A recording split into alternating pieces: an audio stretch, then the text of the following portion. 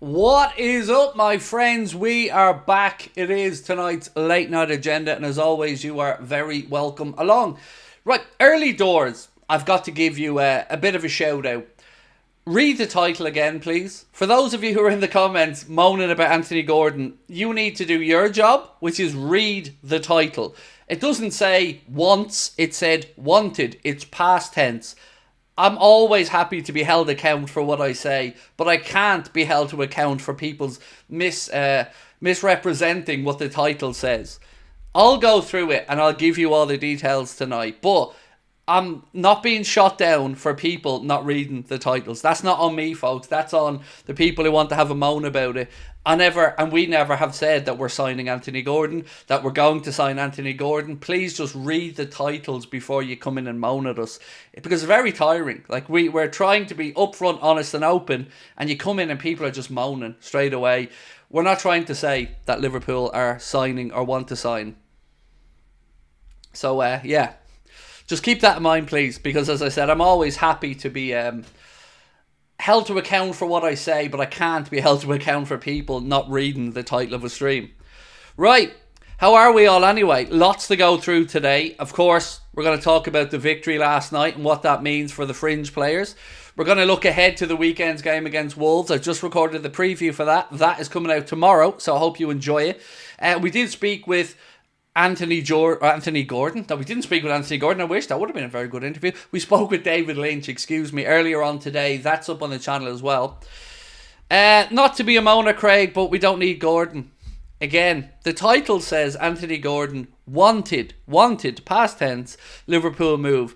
I'm with all of you. Look at our left-wing options now. You don't need to convince me. I keep saying in every video how great Arne Slot's options are on the left. We couldn't improve it at the minute. I'm with you all. You know, we're simpatico here. We're in agreement. Our left side is phenomenal. And right now, I'm here with you saying we don't need Anthony Gordon. I'm with you. I agree with you. And I also don't think we're going to get him the way things are looking. So I think we all need to just tone it down. We're on the same page with this one. So I guess I should give you some information on where we're going with this, right? And why we're talking about Anthony Gordon.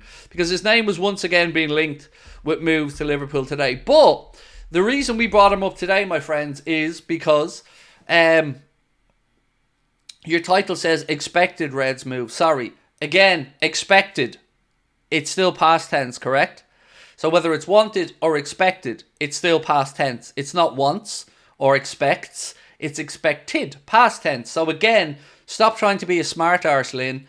It's past tense. I can't solve your comprehension issues there. So let me move on to what I'm trying to talk about. The reason we're speaking about Anthony Gordon tonight is because there's a report from Luke Edwards of The Telegraph that came out and said Anthony Gordon told his England teammates that the switch to Liverpool was going to happen. So we spoke about this during the summer as well, when we said that Anthony Gordon was telling his England international teammates that he thinks that move is going to happen and he's going to move across to Liverpool. Gareth Southgate was well aware that the player was distracted by the talk, and this was one of the reasons he wasn't more involved in the Euros. And that's what we're talking about tonight. We're just giving you guys the heads up that Anthony Gordon didn't play in England in the Euros much because he was distracted. So that's why we brought it up, and that he expected that deal was going to happen. That was the player side of this. Now, coming forward to right now, I don't think it is going to happen, because it looks like, according to Craig Hope anyway, that Newcastle and Anthony Gordon are hopeful that they will get a contract extension sorted.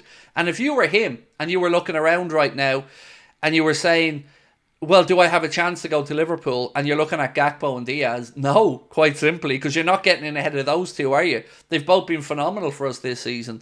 So again, I'm with you all. I agree. We've got more than enough on the left side. But my point was, we were just giving you information that's just came to light today about what happened in the summer. That was it. Anyway, let's keep going. Loads more for us to get through. And remember, there are some games in action today. I also want to just clear up something about the Manchester City situation, because some people in our own Discord were a little bit confused about this earlier on. The reason why Manchester City are a bit bullish today isn't because of the 115 or so charges. It's to do with associated party transactions. So that was a different case that Manchester City took against the Premier League. Basically, if I tried to summarise this as best as my very limited understanding of it, think of associated party transactions as friendly sponsorship agreements. So if you're Manchester City, and obviously you have a lot of Abu Dhabi related businesses wanting to come in and sponsor you because they're linked to your owners, these things have to be looked at as fair market value at the moment, the way associated party transactions are. And Manchester City have challenged that, believing that it's unfair to clubs who would like to bring in what we would class as inflated sponsorship agreements. But that's what today's Manchester City stuff is about. It's got nothing to do with the charges that are being put against them from the Premier League, which, by the way, those charges and the other Premier League stuff over the last year has cost the Premier League a staggering £50 million. £50 million. So once again, in all of this scenario, it feels like that it isn't the fans that benefit from this. It's solicitors, it's agent, and it's all money that's going out of the game. 50 million quid the Premier League are having to spend just to defend their own charges against clubs. It's mental. That's where football is now, you know. It's basically gotten to the case of let's throw a load of money at lawyers. 50 million quid just to enforce their own rules. It's mad. So yeah, that's what the Manchester City stuff was about today anyway, just to clear that up. It's got nothing to do with the 115 or so charges case, which we probably won't hear anything on until early 2025. I'm finding eerily worrying we're hearing nothing about the trial, but that's by design, Ray. I get you. I'm with you, bro. It's very worrying. You're right. Worrying is probably the fairest word you could use, Ray. But it is by design, mate. These things are supposed to be private and confidential, because of the way the wording is of the Premier League rules. Now, look, I, Ray, like yourself and many other football fans, feel like football potentially has a problem with transparency at times, and we certainly would like more information on it, because we're all expecting that something is going to happen, some shenanigans, some loophole or something that's going to see them get off. And while it's quiet, we're worried. So I get it. But unfortunately, mate, we're just going to have to sit tight for the minute with all of this and see what happens. Lewis said, are FSG selling the club? So I did ask David Lynch about that earlier on today, like I promised you guys I would. And much like myself, no, he hasn't really heard anything about the club being sold. He did say he received a text from somebody a few months back, but he wasn't putting much stock in it. It wasn't somebody directly from Liverpool Football Club, to the best of my understanding. So, no, it doesn't look like it. Or at least David Lynch, myself, or anybody else that we've spoken to aren't aware of FSG actively looking to sell the club to Saudi or to anyone else at the moment. Again, if you wanted to talk about the possibility of that happening, well, a couple of things are going to have to happen. One, Saudi would have to sell their interest in Newcastle United Football Club. So that would have to happen. Then, of course, they'd have to agree a deal with FSG. And then that would also have to get through the Premier League's fit and proper persons test. So, yeah, I don't think there's anything to it. Just like I said over the past few days, I've not heard anything to suggest it was likely. Right, so a couple of super chats to get through. By the way, I do apologise if I started the stream a little bit cranky this evening. It's just the wording was very intentional to make sure that it was coming up as past tense and not leading people to think that we want to sign Gordon still. It was just I needed to give you guys some background story for the future of the story. Right, so great win last night, but the lack of quality in the midfield is worrying. Curtis Jones and Endo not up to it. So on the Endo one in particular, Stevie boy, mixed reviews on that today. So myself and David Lynch certainly feel that Endo did okay, but didn't really do anything to convince the manager that he's going to be a solution there. Jack, who was at the game last night, by the way, Jack Gill, I recorded a podcast episode with him today. That's going to be coming out tomorrow. He feels that Endo had a great game. But I agree with you, Stevie boy. I think we still need that. We still need that additional midfield player, mate. So I'm with you on that one. Corbin 2003 said, but are the inflated sponsorships not part of the charges and their apparent inflated sponsors in the documentary? So yes and no. Again, mate, there's a lot to unpack here, and I'm trying to learn as I go, like everybody else. false representing of the money they're bringing in, I think, is part of the charges. But what they challenge legally in the associated party transactions is got nothing to do with the charges that they're facing for the case. There might be some crossover between the outcome of the two parts of that are linked. But again, today is just about, right, let's say I own a company here in Ireland, and I also own Liverpool Football Club, and I want some of my mates or some companies friendly to me to throw a load of dough into Liverpool so Liverpool can have more money. Let's say I wanted to become Liverpool shirt sponsors deal, and a shirt sponsorship was worth normally about 40 million quid a season, say, and I said, well, my friendly company wants to pay 100 million a year to be the sponsor of the club. You can see why people would go, that's not market value, that's not fair. And that's what the associated party transactions are about. It's making sure that any sponsorship deals that a club get in are realistic, and they're not just a way to circumvent the financial rules by paying overinflated contracts or overinflated sponsorships agreements. That's what that legal challenge today was about. Trying to simplify it as best as I can, and also with my limited understanding of it. But you are right, there's definitely a bit of a crossover there, Corbin. I just don't know how best to explain it other than it won't impact the 115 charges case, because that's about falsely giving false information, not about inflated sponsorships. It's about just lying about where that money was coming from more than anything else, or at least that's the charge labelled against them. Can't complain too much about last night. I was a bit annoyed at Jones when he kept skying chances, but he got a good assist and we won 5-1. So yeah, definitely look on Curtis Jones last night. I think mixed bag. First half, I was pretty pissed off with Curtis Jones from the first half, if I'm being honest with you. I didn't think he was great.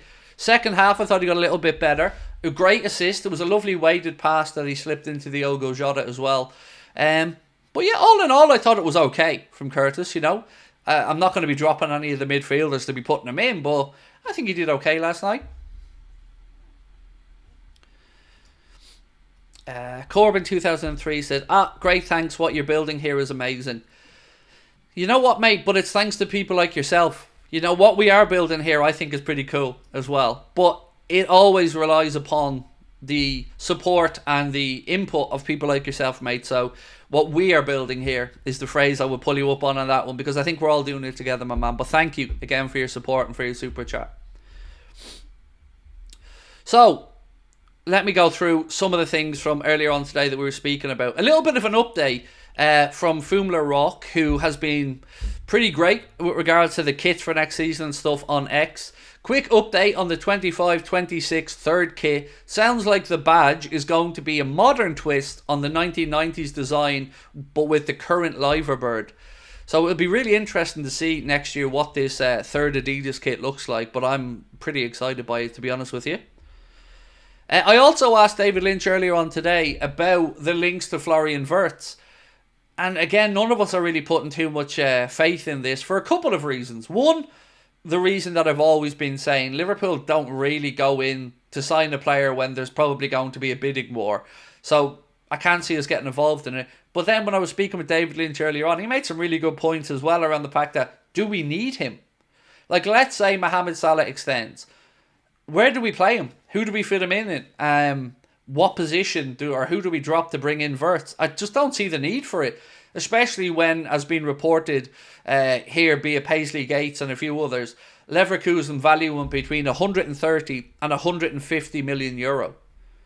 You know, I think if Liverpool are to spend that much money on players, there are other areas that we certainly could do with strengthening in before you look to the attack. I would say the attack is the one area right now where we're spoiled for riches. So for me, I don't think we need Florian Wirtz, nor do I think we're likely to see us going in from. So that was one of the things, again, we spoke about with David earlier on, but I'd love to know your take on it. Actually, do you know what? I'm going to just ask straight out in a poll, do you think we should sign him? 1 second.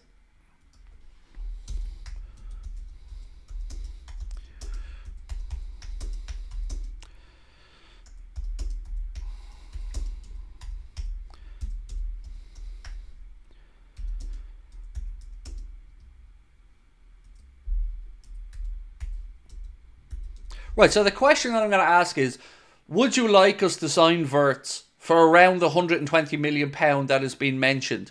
Now, remember, this money or any money spent, if you were to do that, would be less money to spend elsewhere technically. So keep that in mind. We'd all love to sign him, but I guess I probably could have worded the question a bit better. But the poll is, would you like us to sign Wirtz for £120 million? Personally, I would say no, because I just don't see the need for it. But he is a really good player as well.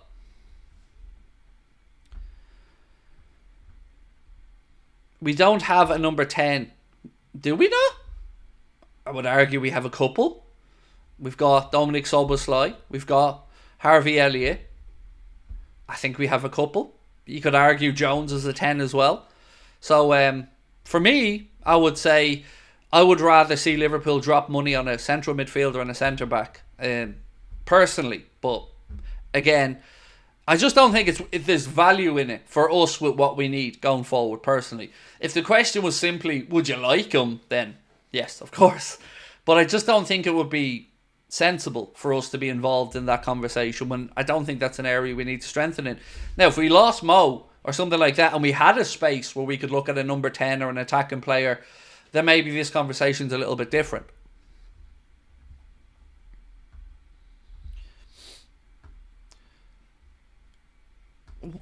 You said, John, I mean a real number 10. What? Like, I don't know what you mean. He isn't. Like, we have 10s in our system. I don't know what you mean by a real number 10. Like, you need players that suit the system that you have. And I think you'd find a way to put Wirtz in. Of course you would. But, like, we do have players that can operate in that role the way Arne Slot wants them to. So, I don't know what you mean by a real number 10.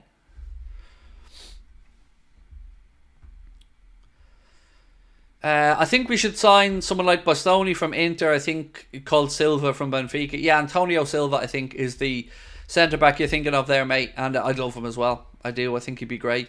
Also, speaking with David earlier, we had a chat about Mark Gay, because there's been more links, again, to us and Mark Gay ahead of next season. And David seems to feel the same as he did when we spoke in the summer about it, that he'd be surprised if Liverpool do make that move for Mark Gay, because I think the one thing he seems to keep coming back to is his lack of aerial ability, or not ability, that's probably not a fair word, prowess. If you look at Virgil, you look at Ibu, you look at even Kwanzaa, they're taller guys, good aerially, especially with Virgil and Ibu, and that's probably one area where Mark Gay would let down.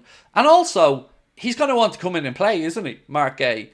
And if Virgil extends, and you've got Kanade and Kwanzaa, where do you play Mark Gay? Will he be able to be given enough time to justify a 65 or 70 million quid expenditure on top of the other issues? So I think if we see another centre-back come in, which I believe we will, it will probably be somebody between 20 and 24.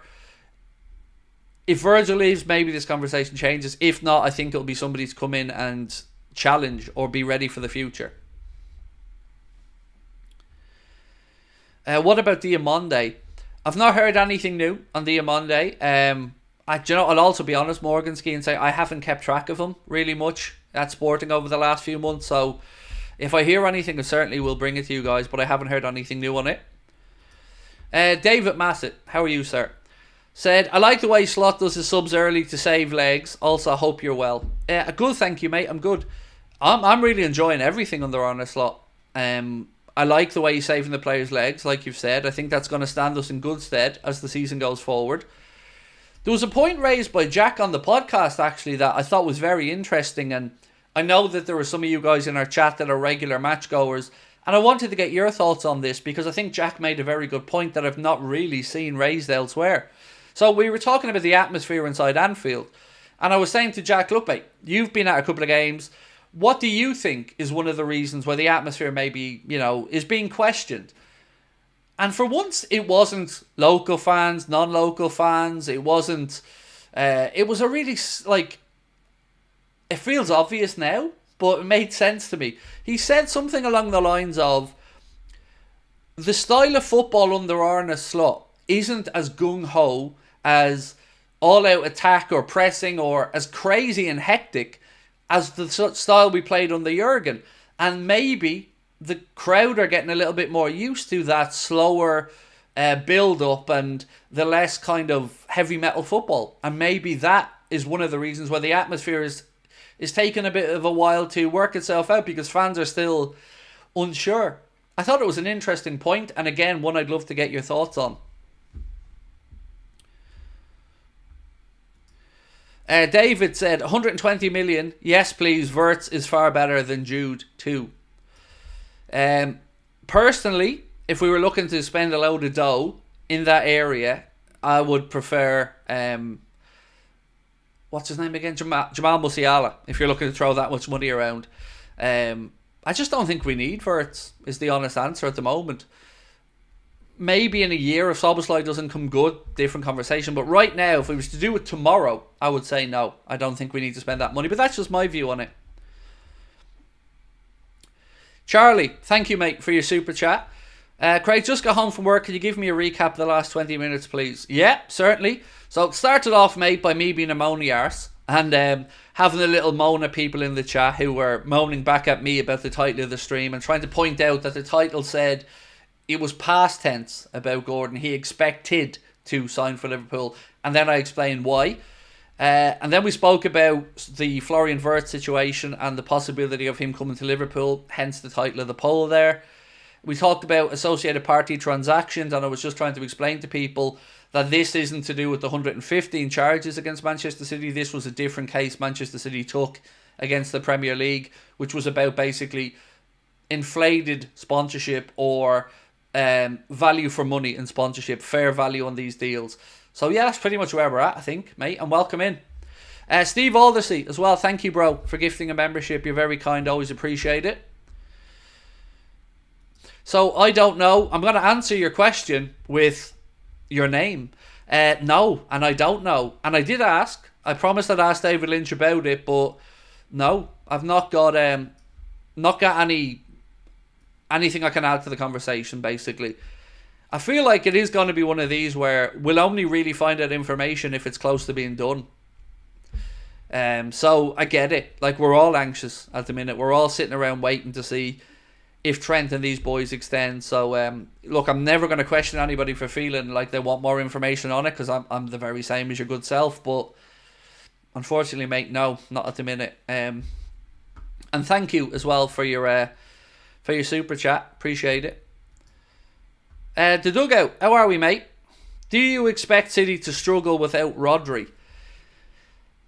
Struggle's probably not the word I would use, Doug, but I would certainly say it's got to impact them, right? It has to, you know? If you're looking at Manchester City and you said pick three players, pick the three most important players, you're probably saying Rodri, De Bruyne and Haaland. One of those is out for the foreseeable now with Rodri. De Bruyne, well, we've seen his injuries are starting to increase as he gets to the latter part of his career. So I think it's going to have a big say in the title race. Yes, I do. I hope we can capitalise on it, Doug. That's all I'm going to say, mate. I hope we can capitalise on it.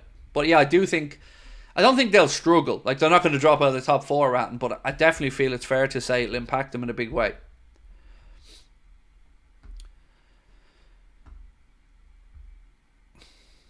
How about the France defence? Huh?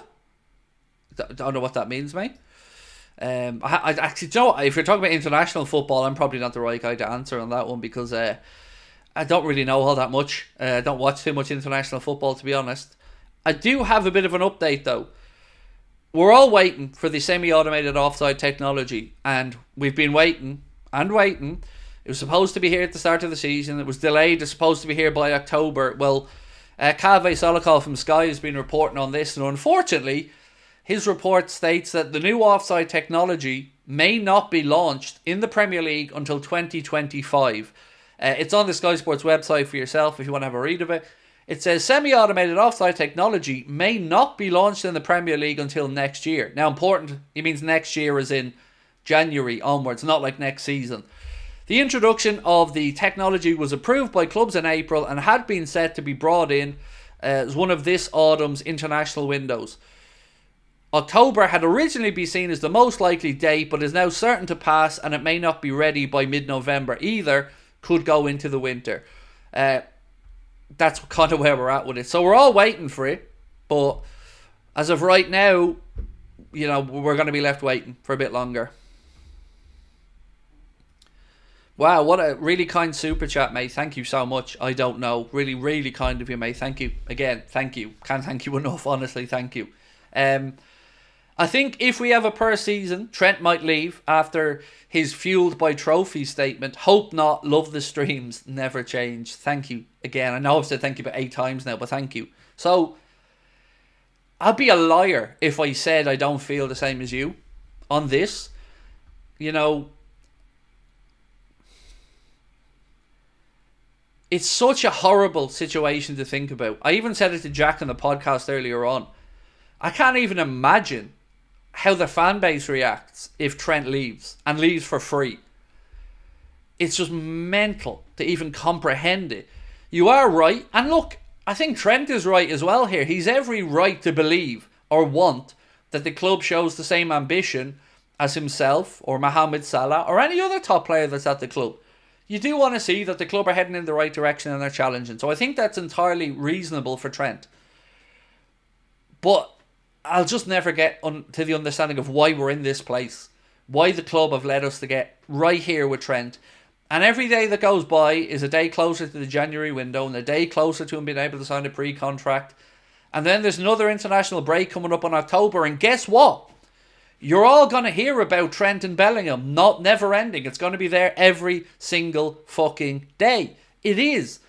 And November, another international break. If it's not sorted by then, you're going to hear more and more. And it's just going to build up and build up and build up. And as much as Arne Slot and as much as everybody else is saying it isn't a distraction, I'm sorry, it is. It absolutely is. And it will become a bigger distraction the longer it goes on.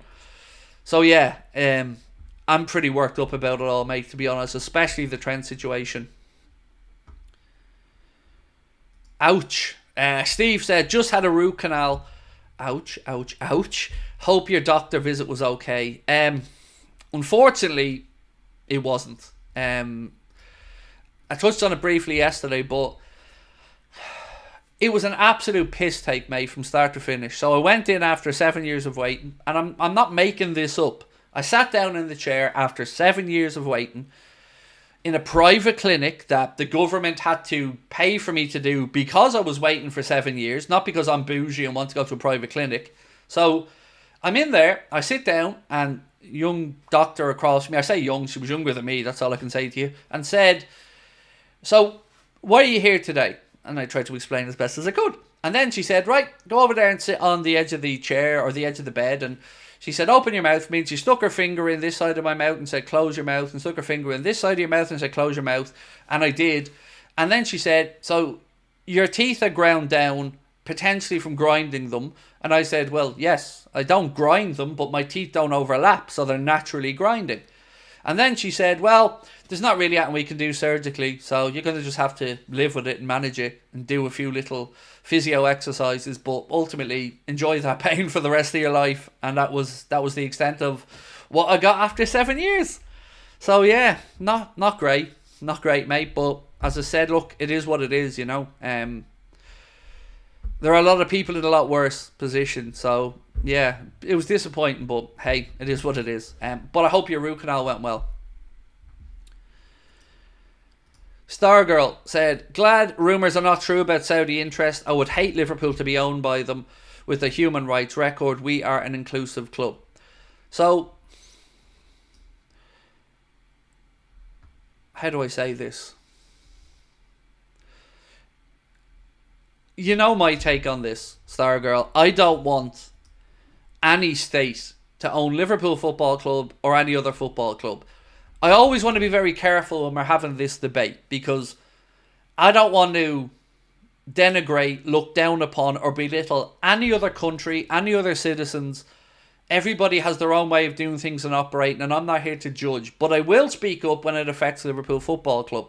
And for me, I don't give a shit where you're from. I don't care if somebody from Saudi Arabia, Abu Dhabi, Derry, Dublin, Melbourne, doesn't matter to me. As long as you have no state interference or state money buying a club, I'm fine with it. If it's an individual or an investment group, when it's backed with either state investment money or direct state money, I don't think it should be allowed in football. So that's where I'm at with it. It's got nothing to do with any parts of the world. And I always find it a little bit demeaning of people when they talk about oil money or this type of stuff. It's just, I don't like state interference in football. It is that simple. You know, we can talk about sports washing and all that other stuff, but in this debate, for me as a Liverpool fan, I just want Liverpool and every other club to be owned by private individuals, because I don't think it's fair. I don't think if we were owned by, I don't know, again, we'll talk about Saudi in this context, so if we were owned by the PIF, we have an entire sovereign wealth fund behind us that no other Premier League club or no other club in Europe can realistically be expected to be able to compete with on a financial footing, because they're operating as a business. They have jeopardy. They have losses that they can't sustain. Think of it this way. Do you know the old argument we used to make about local shops going under when big supermarkets and big stores came into town? So you'd have a couple of small retailers, and then all of a sudden Tesco or somebody would come into town and a lot of these stores would go under, because Tesco can afford to take losses until these other things go under or fall away.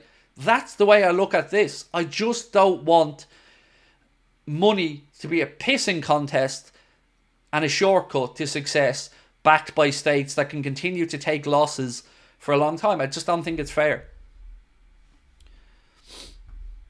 That's the fairest way I can always describe my take on it. Colin, please don't ever apologise, bro. People have busy lives, mate. We totally understand that. And we always appreciate when you can pop in and say hello, mate. So please don't ever feel the need to apologise or anything. We never have an expectation of our audience, mate. So when you can come in and you have spare time, we're happy to have you here. Carl, how are you, mate? Said, do you think Adidas will get involved with the Trent contract Real interest? Do you know, I hadn't given that any consideration at all, Carl, till you've brought it up, but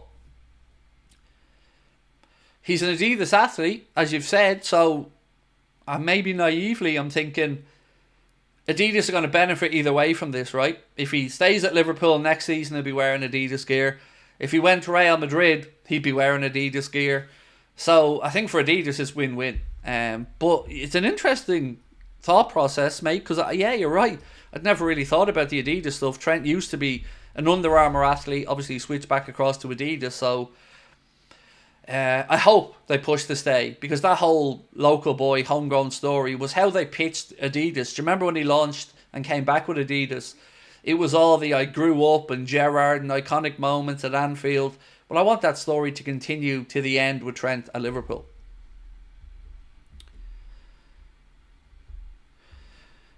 Ain't that what City are doing, holding the league to ransom? Yes, I would say that you're right, mate, but there's charges against them for that at the moment and for a lot of it. So, you know, that's what's so important about these Manchester City charges and what's been put against them is if they get through this and they defeat the Premier League, I honestly don't know where we go next with football. I don't know what happens, because the Premier League are then... Are any of the rules enforceable? Like, let's think about it. If City win, then Manchester City have just proven that the Premier League can't enforce their own rules. And the charges that the Premier League put forward have no weight. So, where does that leave us? It's genuinely that concerning. And it's not just me that thinks that. I've been reading about that today from journalists and stuff as well.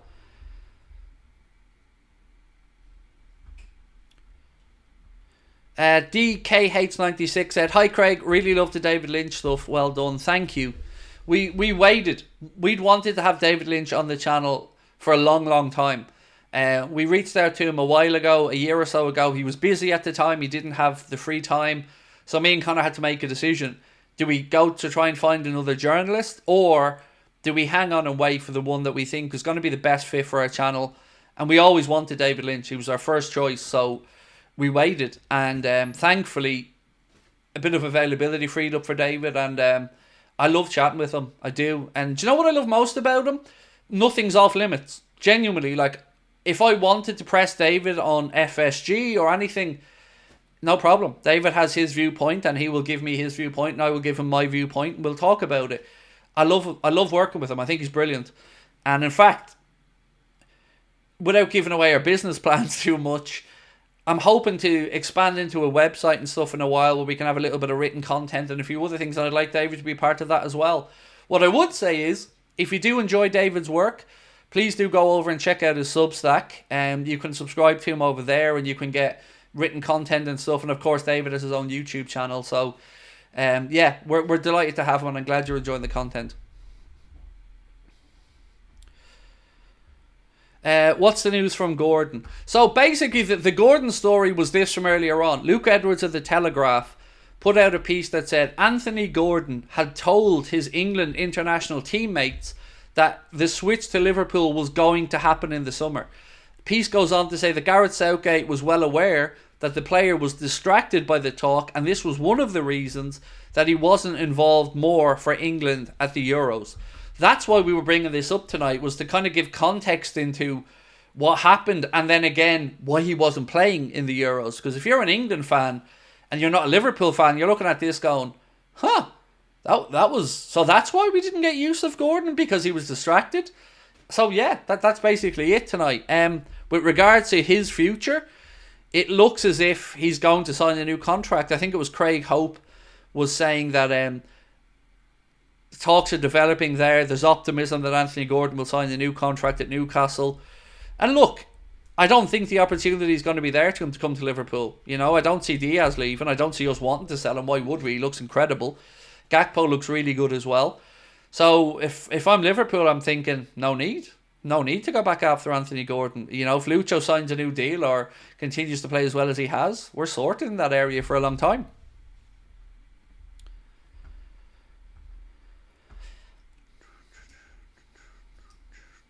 I don't know. Again, mate, you're so kind. Thank you. Is there any chance, even 1%, that Manchester City lose any of the 2014, 19, 2022 league titles? Also, does Mamardashvili mean Alisson is leaving next season? So, the answer to your first one is, I don't know. Like, everything is on the table here. I've seen options of expulsion from the Premier League. I've seen options of potential stripping them of the titles, like you've said.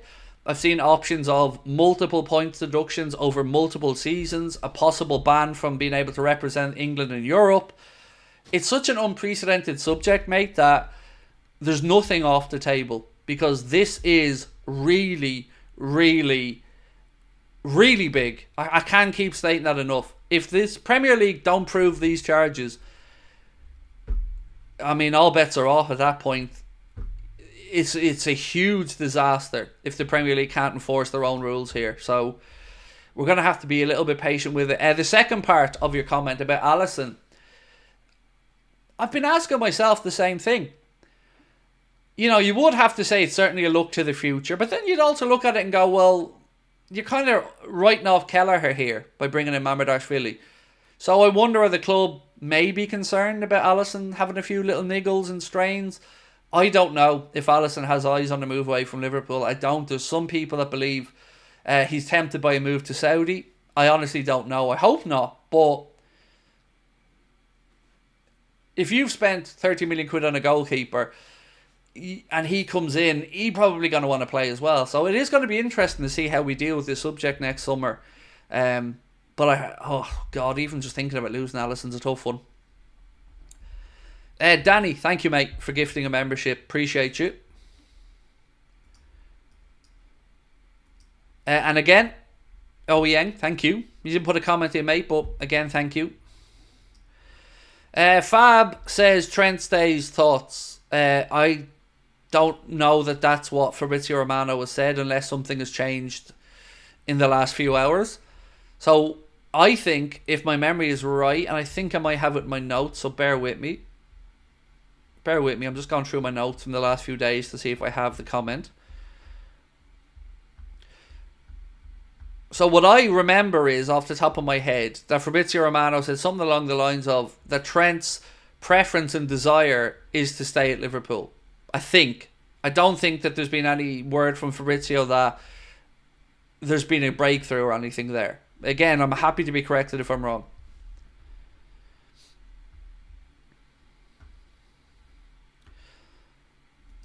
Quali, how are you, mate? Hello, Craig from Texas. Oh, dude, I've always wanted to visit the Texas. Unfortunately, now I probably never will, but yeah, love that. What are the odds of Craig getting involved in American football? Well, I'm not sure if you know or not, but I'm a big fan of NFL. I say big. I'm relatively newly converted. It's only about three or 4 years now that I've been watching the NFL.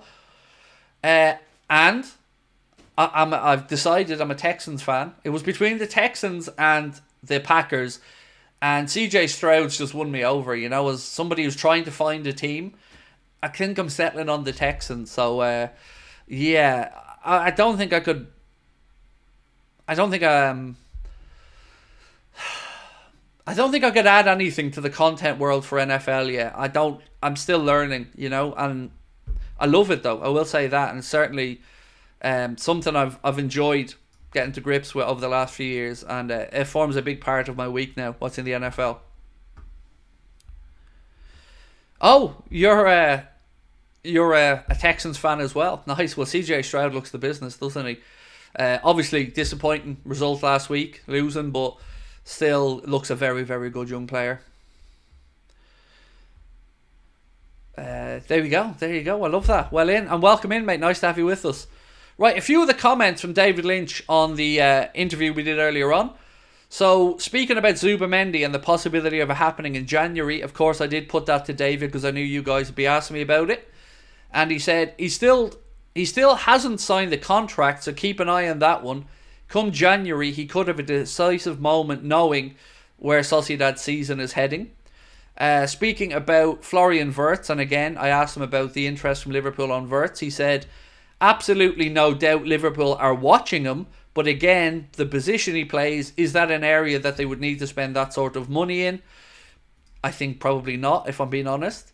And then I asked him about potentially FSG selling to Saudi buyers, and he said, I said, do you have any information on this? And he said, I don't at the moment believe there's anything going on there. I don't expect this to develop. FSG are in this for a little bit longer yet. So, that interview is up there if you guys want to go and have a watch of it. And again, I'll be speaking with David on Monday after the Wolves game on Saturday. We're going to be recording together again on Monday, and then I would expect after the Bologna game as well. We're going to basically be speaking to David Lynch twice a week throughout the season. Sorry to change the subject. I'm a huge Liverpool fan after visiting Liverpool. Had to pitch the NFL. Mate, you are welcome to throw anything into the chat, bud. This channel, we talk about everything. We talk about Liverpool. In an hour, I could be talking about food. In another hour, we could be talking about holidays. So, have at it. Most importantly, though, I hope you enjoyed your visit to Liverpool. You said you were just over. I hope you enjoyed it. Come on over to Texas, Craig. We'll show you a good time in Houston.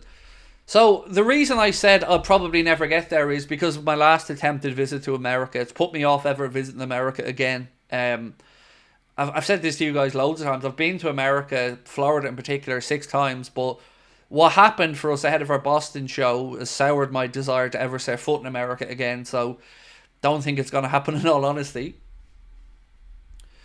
So the poll that we put up earlier on, it's close. We said, would you like us to sign Florian Wirtz for £120 million? And 52% have said no so far. 48% have said yes. So keep voting away and we'll leave it up a little bit longer.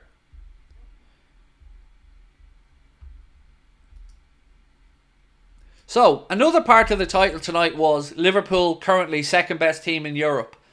I need to give that some context, right? So the Who Scored highest rated teams in Europe, top 5 leagues so far this season, sees Bayern Munich top the chart with 7.11. Liverpool are the second hottest team in Europe at the minute with 7.04. Barcelona with 6.99. PSG with the same score. And Real Madrid with 6.94 make up the top 5. So according to Who Scored, Liverpool are currently the second most in form, or the hottest team, I guess, in Europe. So long may that continue. So Carl, remember, but this is based off the results in the league so far. We're not talking about the Champions League or anything like that. And if you look around, Liverpool's start of the season all in has been really impressive. So we've had, I think, 7 games now under Arne, 6 wins, 1 loss, 13 goals scored, if my memory's still right on this one. Although no more after last night, isn't it? It's probably 18 goals scored now, sorry. 3 conceded, something like that. So Pretty good. Pretty good start so far. Like, if we hadn't have lost that game against Forest, let's say, for instance, we'd have won that, we'd have been perfect right now this season. Andrew said, I would be sad if Kelleher left. Always thought that Kelleher will replace Allison and become the first choice keeper. Whenever we needed him, he's been there. Anytime, I would trust Kelleher.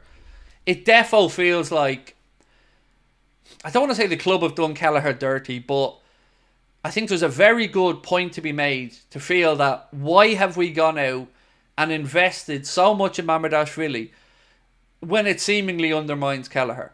Again, if you take it in its own right, Mamardashvili is a good, promising goalkeeper. Still young, I think, at 23 years of age.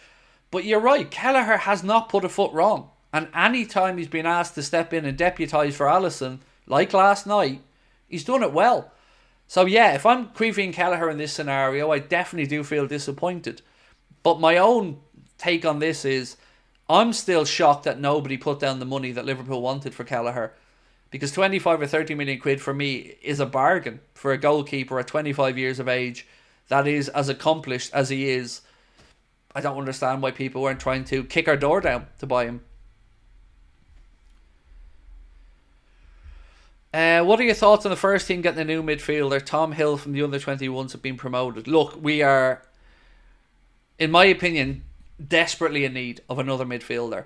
Another defensively minded midfielder. Wow, shit.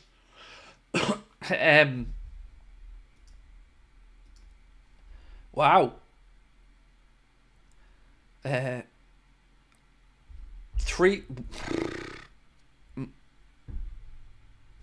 I don't know what to say to that, mate. You've shocked me. Thank you. Again, thank you. A £300 super chat. Like, you've absolutely just stopped me in my tracks there, bro. That's incredibly generous, mate. Said, don't get to watch many streams anymore due to university, but I try to watch whenever I can. All love, Craig and chat. Brighten my days during many difficult times. You mean a lot to me and a lot of other people. See you all again soon. Thank you. Again, taking the money aside, just your comment. That means so much to me that, you know, I've helped some people through difficult times, because I've said it many times before, the channel's done that for me. I don't know if I would have gotten through the whole COVID 2 years without being able to come on and chat to people when, you know, all of us were going stir crazy. You know, we're stuck inside our houses. We can't really go outside and do anything. We can't interact with people. You can't visit family. It really was a difficult time, and I was so grateful to have our community for that, mate. So thank you so much. And I hope none of us ever have to go through it again. Let me say that. But mate, that means a lot. Thank you. And I hope you continue to be able to tune in and watch us, even with university. But that's incredible, mate. Thank you so much. Very humbled. I'm sorry to keep going on about it, but these type of things never cease to amaze me, honestly. Even somebody sending a fiver, I think, wow, you know, it's so generous, because I know how hard it is to make a quid these days, you know, in life. So for somebody to think so highly of us, that's £400 today that you've sent across. I just want you to know how much it means to me. I don't ever take these things for granted, so thank you.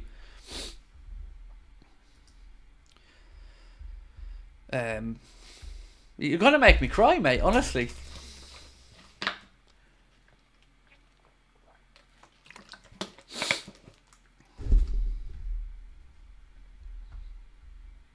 Where's your comment? I think the very least we can do is make you in as a moderator, mate, for that, as somebody suggested.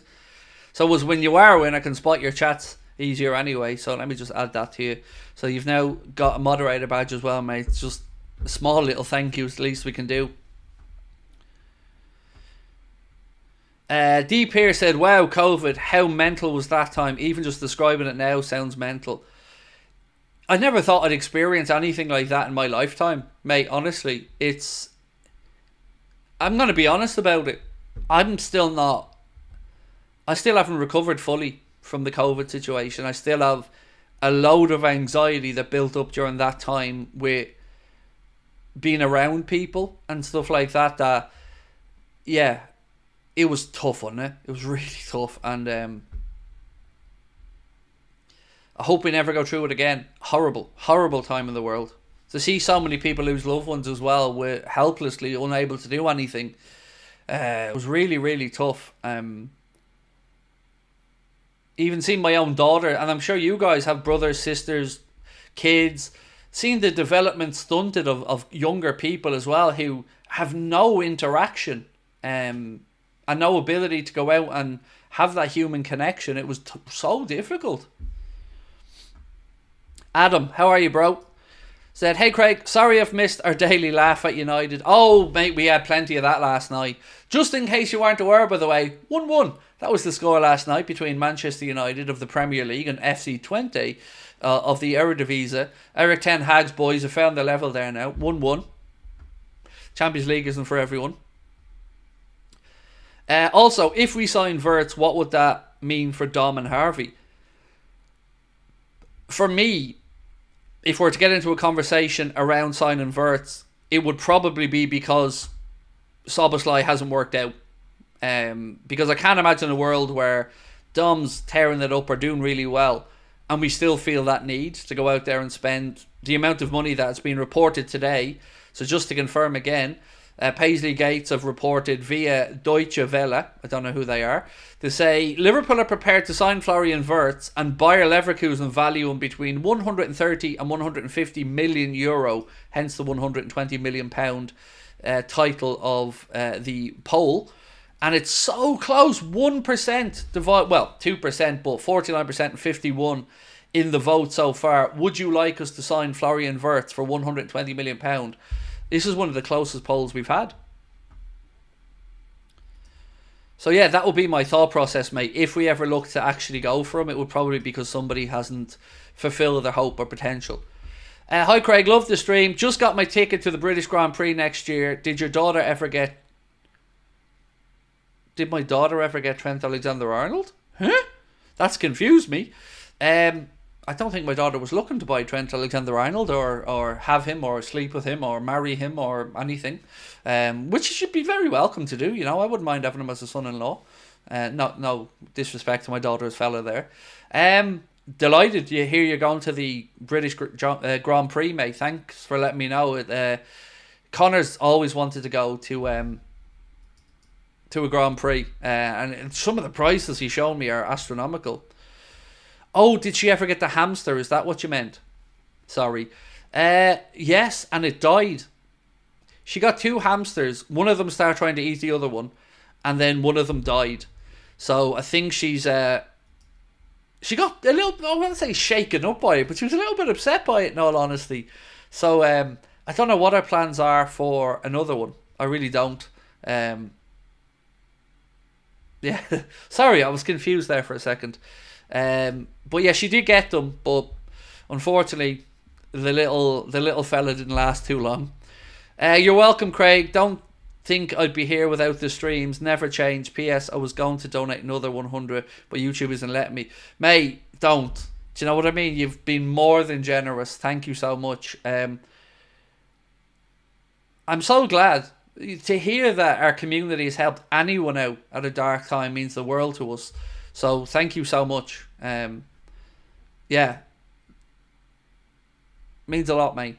It really does, because that's what this is all about for me. It's community. It's about bringing us Liverpool fans together. And myself and Connor were having conversations earlier on today about how we could continue to build out the channel to make it more interactive and to bring people in and get them more involved in the day-to-day stuff. And so you've probably noticed in our last player ratings video, if you guys watched it, you were able to submit your scores as well, and that's something we're going to do again moving forward. So at the end of every watch along now, we're going to give you guys the chance to put in and vote your player ratings video. In fact, you know what we're going to do? We're going to do it in the match reaction.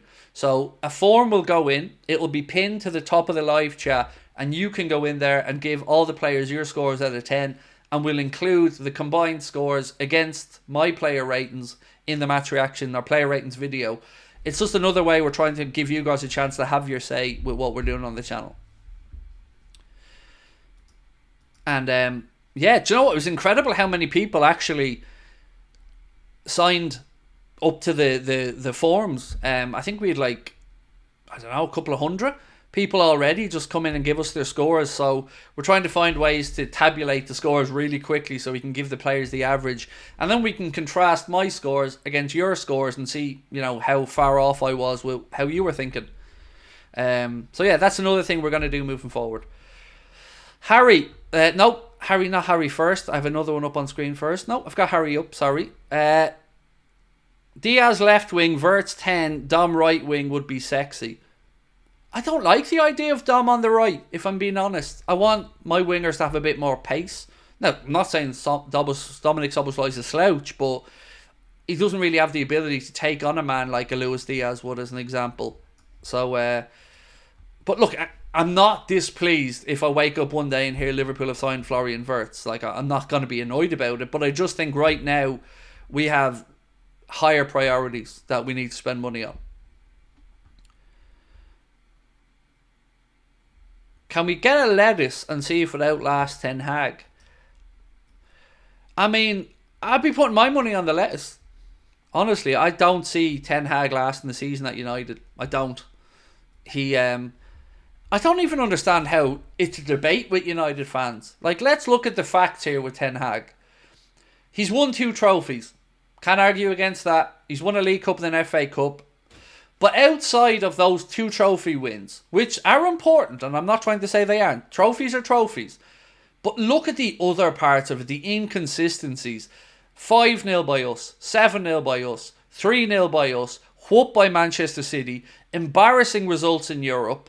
Last year they finished bottom of a very easy Champions League group to get out of. Bayern Munich aside, they should have got out of that group. They finished bottom, didn't even get into the Europa League.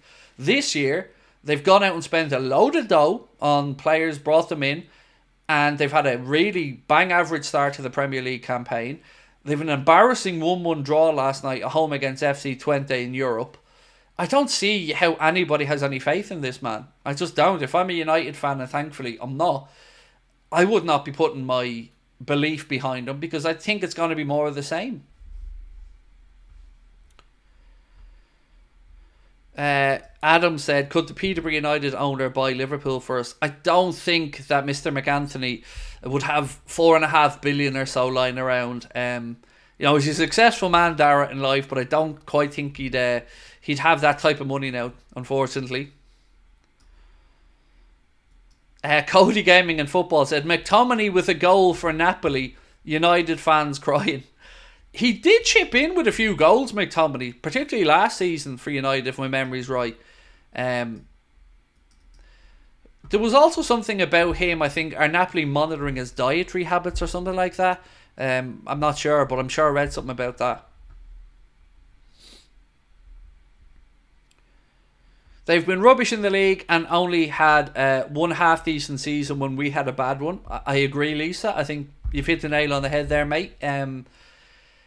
Like, does anybody feel differently, by the way? Maybe there's some United fans in the chat or neutrals in the chat who feel like there is an argument for Ten Hag. I look at it this way as an outsider. United tried to find somebody better in the summer. Nobody was either a good fit or willing to take the job, so they stuck with Ten Hag.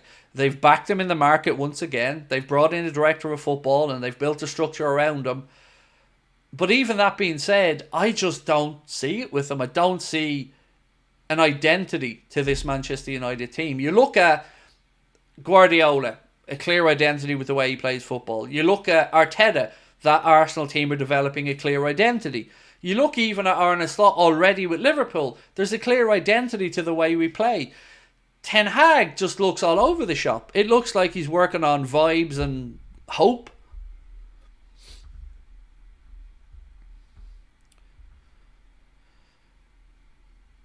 Rachel said, my nephew Alex is a Tottenham fan. Nice. Well, he's got a lovely stadium to go and visit, Rachel. I've had the pleasure of being in that stadium twice, and it's an incredible stadium.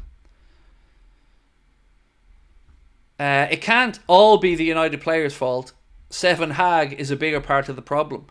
Definitely is a part of the problem, and that's before you get into the falling out with players part as well. You know, Jadon Sancho has had to leave. Ronaldo fell out with him. And he's not the first, the last. I think other United players as well have fallen out with him. And I don't see it. But, that being said, long may it continue. You know, long may United continue to be all over the shop.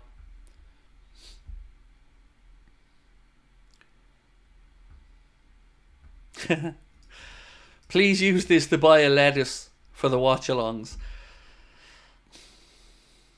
Do you know what? I'm going to buy a motherfucking lettuce. There'll be a lettuce here on Saturday for, and how I'm going to explain this one to the wife, I don't know. But we'll get you a lettuce. When we're playing Wolves on Saturday, we'll have a lettuce here for you. Any particular brand of lettuce? You know, an iceberg lettuce, or, you know, I don't even fucking know too many other types of lettuce, to be honest with you. I mean, do I look like a man who knows lettuce well?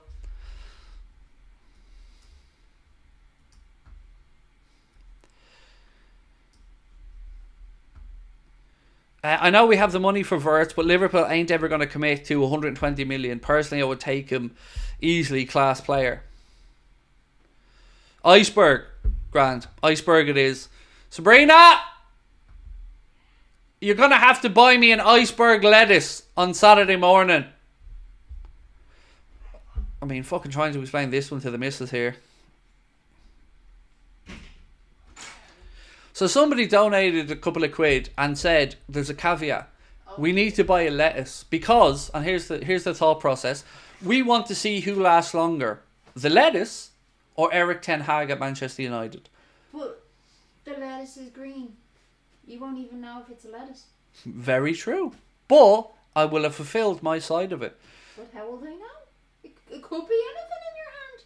Could be. They can't see the lettuce. I guess they're going to have to take a leap of faith here. So yes, I'll need an iceberg lettuce. An iceberg lettuce.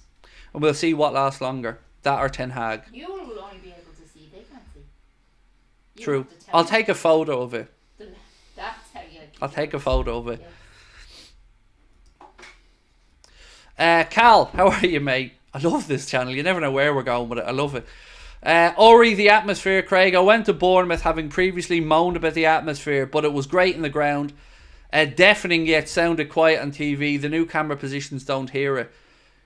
Good. I'm glad to hear that, Cal. Because, you know, speaking with David Lynch as well about the atmosphere and asking him for his take on it, he doesn't see too much of a difference from previous years. Sometimes, mate, you know, it just depends on the time of day, the opposition, if there's anything really on the game. I think, yeah. And it's a living, breathing thing as well. I think Jack made a good point as well about the fans still getting used to the style under Arne Slot and it being a little bit less gung-ho, a little bit less heavy metal than the style of football under Jurgen.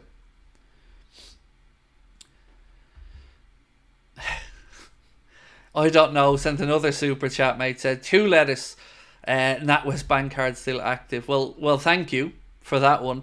I can't, in a good conscience, mate, though, commit to buying 2 lettuce because I know it's food wasted. So we'll figure out something else with it. Maybe we can buy like a Ten Hag voodoo doll or something. I don't know. How else could we represent Mr. Ten Hag on here? Thinking caps on. But thank you, as always, mate. Right, let's end this poll because it's been running for a while. With 1,300 and something votes, you guys have decided that... Where's it gone? Where's the result? Come on. There we go. No, Liverpool should not sign Florian Wirtz for £120 million by 51% to 49%. So it was an incredibly close vote. But, you know, whether it's because we don't need him, whether it's because of the amount of money, a very, very minuscule portion of our fans prefer the idea of us not spending that money for him, overspending it. So it was a close one. One of the closest ones I think we've ever had. A potato because he's got a potato head. Yeah, a potato sound, because we could dress it up, like we could make the potato look like Ten Lasso. I could get creative with the potato. Adam, thank you, mate, for your super chat. Really kind of you. So just had a look and discovered since December 2018 we've scored 31 goals and conceded 7 against United in the league and only lost 2 games. That's not too shabby. That's not too shabby. I tell you what though, I can't deny it. Last season, Adam, it really bugged me that we didn't beat them once. Like, it really bugged me because they're not very good. And the fact that they beat us twice last year, drew with them in the league, it still doesn't sit right with me. But, you know, I do have the comfort of knowing that we went to Old Trafford this season and trounced them 3-0 just before the international break, which is lovely. Excuse me.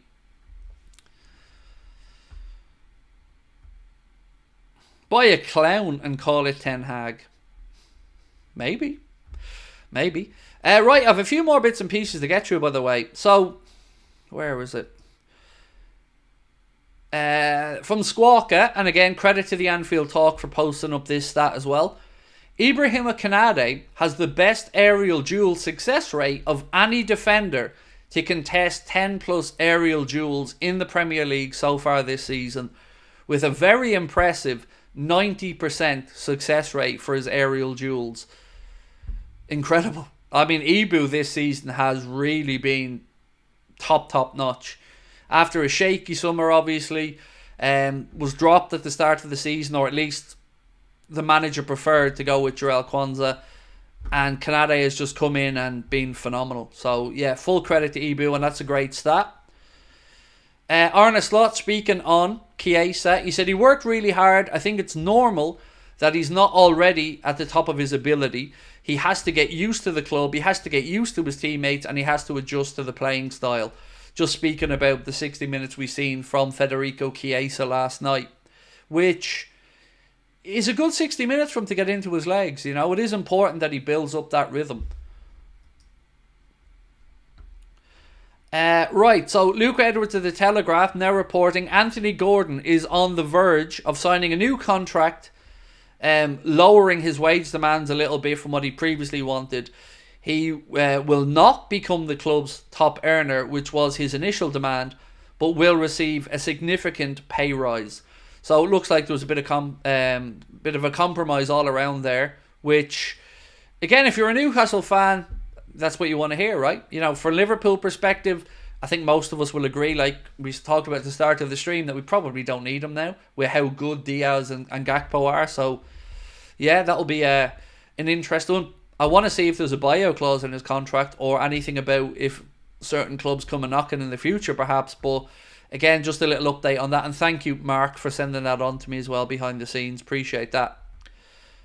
So, an E66 with glasses drawn on. What's an E66? Oh, you mean an egg. Oh, because we're not allowed to write the word egg. I'm copping on now. Yeah, the word egg is banned in the chat. Because people were calling me an egg at the start of our channel every 2 minutes. So the world's bald, egg, Goldbridge, I think, is another one that's banned, and a few other words. Yeah, sorry, mate. So yes, draw an egg with it. That would just be, I don't know. I don't like belittling people's appearance. You know, I don't like doing that. I can belittle Ten Hag's managerial ability. The cabbage one, I think, was fun because it was which lasts longer. You know, will the cabbage die off before Ten Hag gets sacked? I don't want to be drawing an egg, though. I feel like that's a little bit mean.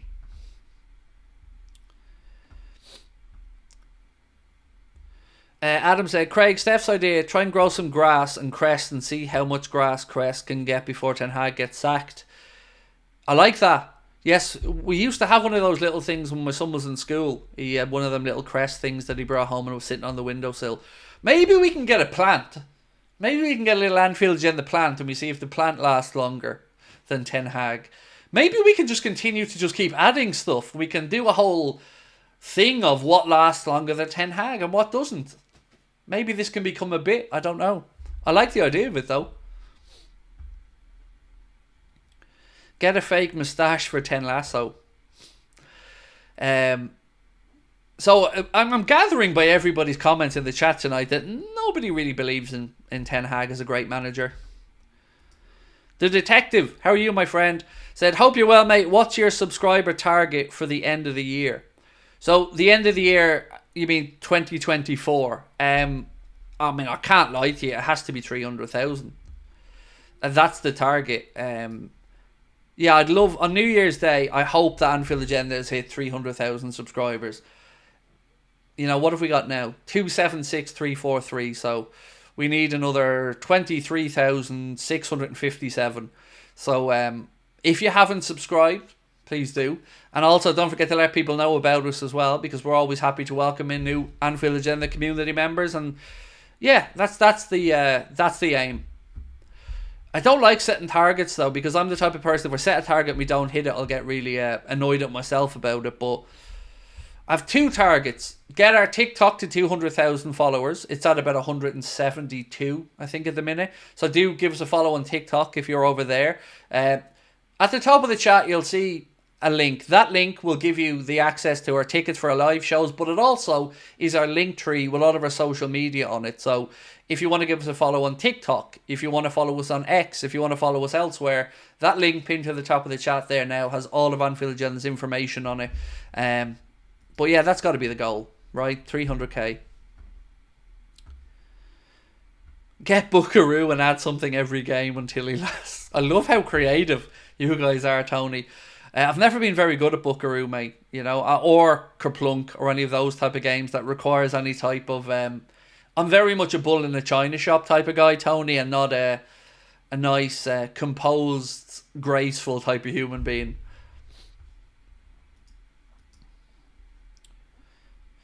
Ten Hag plant can grow at the Old Trafford waterfall. I love it. We're working for the environment here as well now, mate. Well in. Yeah, we're looking after the environment as well with a bit of Ten Lasso, grooming of the plants. Is that the right word? Get a hamster. Oh, don't say that, mate. Oh, don't say hamster again. The young one's still getting over the other hamster dying. I just want to check through my notes to make sure I haven't forgotten to give you any of the information that we've put together here. 1 second. What's this one? Okay, we've talked about that one. What's this one? Right, so David Lynch again speaking with us, and we were talking about, will Manchester City maybe look at Zubimendi after losing Rodri for the season? This is David Lynch's thoughts on it. He said the idea that they'd buy somebody to kind of fill in for Rodri, they aren't that crazy with spending nowadays. So my thoughts on that one actually would be, I wonder if we've seen Rodri play his last game for Manchester City, because we've seen him speak about the workload that's on his shoulders at the minute with the amount of football he's had to play. We've seen Real Madrid be interested in trying to bring him and Trent Alexander-Arnold from the Premier League over. So I wonder, will we see Rodri in a Manchester City shirt again? And on top of all of those other things, we've got the situation with the charges. What happens to Manchester City, their players, their contracts, if they get found guilty? Certainly, I said this many times, I don't know how anybody in good conscience could have urged their players, if they were an agent or whatever, to sign for City recently with all these charges hanging over their heads. I mean, Savinho was an example. The guy that came in from their parent club or their sister club. You're signing for a club knowing that they've been charged with all of these charges, and that could mean expulsion from the Premier League, expulsion from Europe, multiple points deductions. It's a big leap of faith you're taking there. Elks, welcome to Anfield Agenda FC, my friend. That's another thing, by the way, we're going to be adding in. So when members are going to be the ones who are able to vote for player ratings, I think that's one of the things we're looking to build in as part of your membership, but leave that with me for the time being. Who would you buy from the City squad if all other players leave due to the charges? I mean, who would I take? Obviously Rodri. I think we'd all have him. Haaland. Foden. Looking at their back line, not really anyone there I'd take.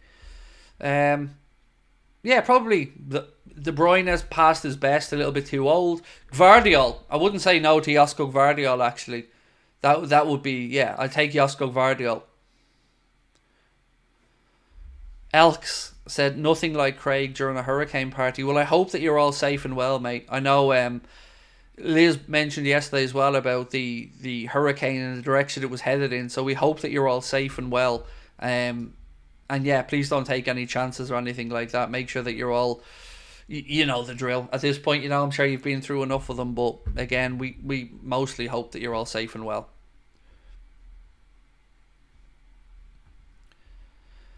Tanya said, can you give me a quick catch up, please? Absolutely, Tanya, no problem.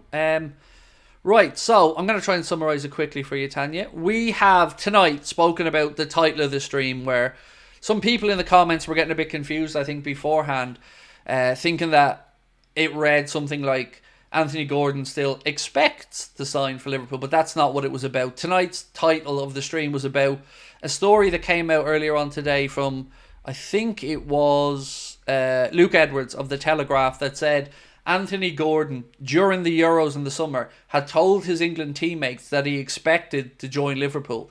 Also, it was also put out there today that Gareth Southgate didn't utilise Anthony Gordon as much as he probably would have, because he was distracted during the Euros by the situation with Liverpool.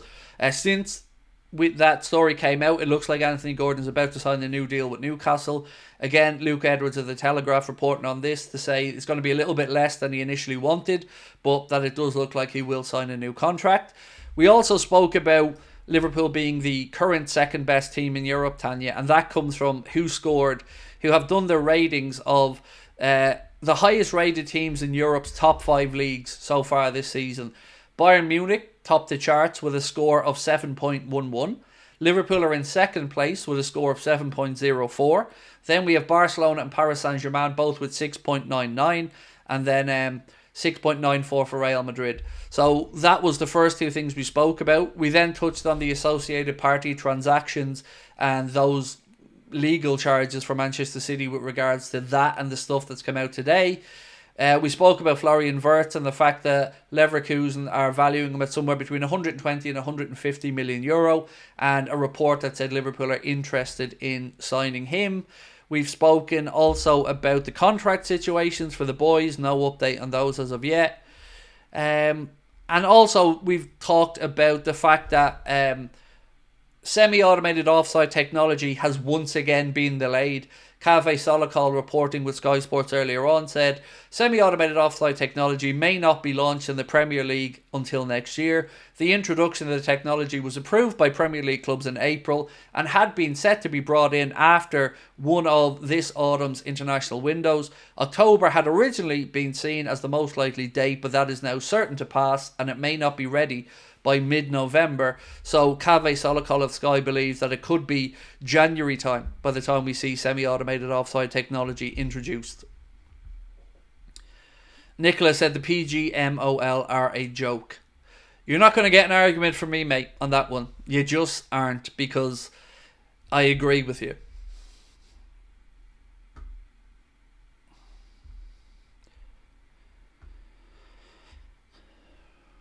Don't forget to mention about the hard work you've been doing by getting those of us through tough times. Mate, it's not hard work. It's a pleasure to be here with everyone each day.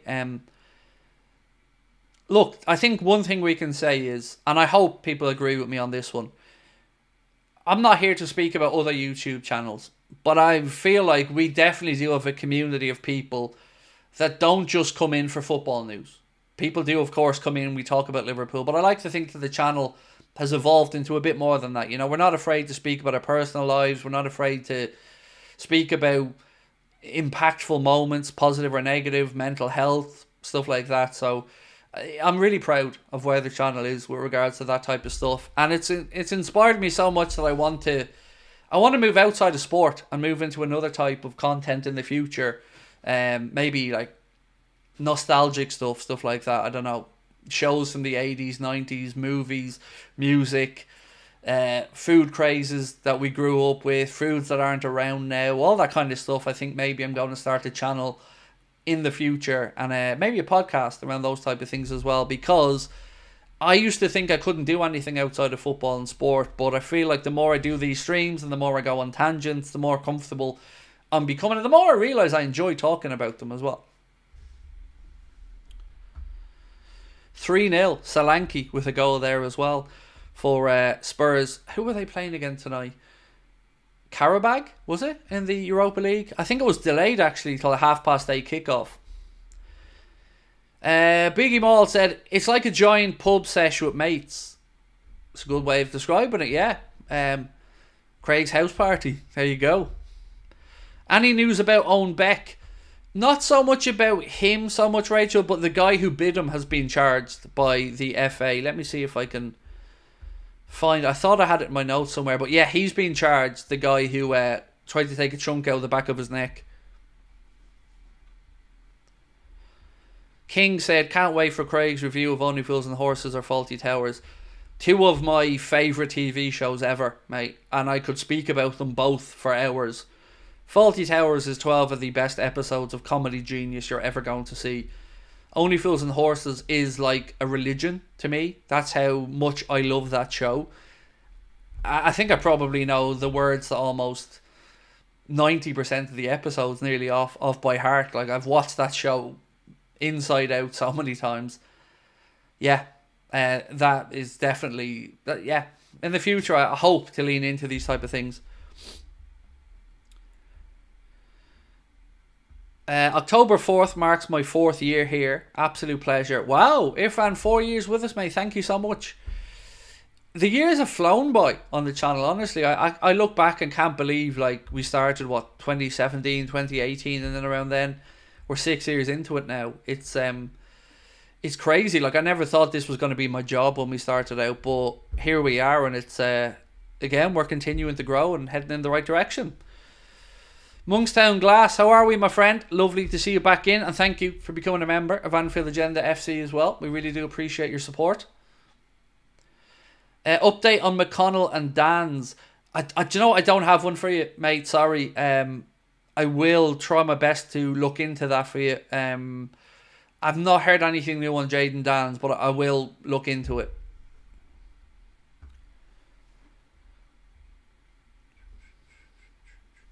What else is there? Would you take Edmund Tapsoba from Leverkusen in January? Really good centre half. I'm going to be honest, Joseph, and say I have not watched all that much of Leverkusen this season.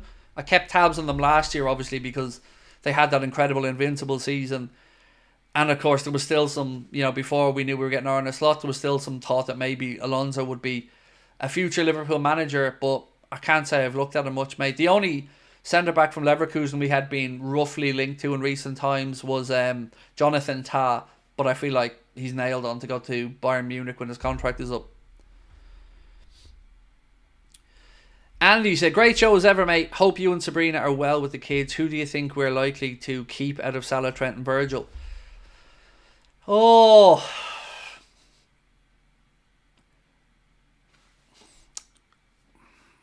I think Mo doesn't extend. I want him to. I want to put that out there. And I hope that the club can find a compromise. The Michael Edwards part just has me a little bit unsure, because we know sentiment isn't going to play a part with Michael Edwards.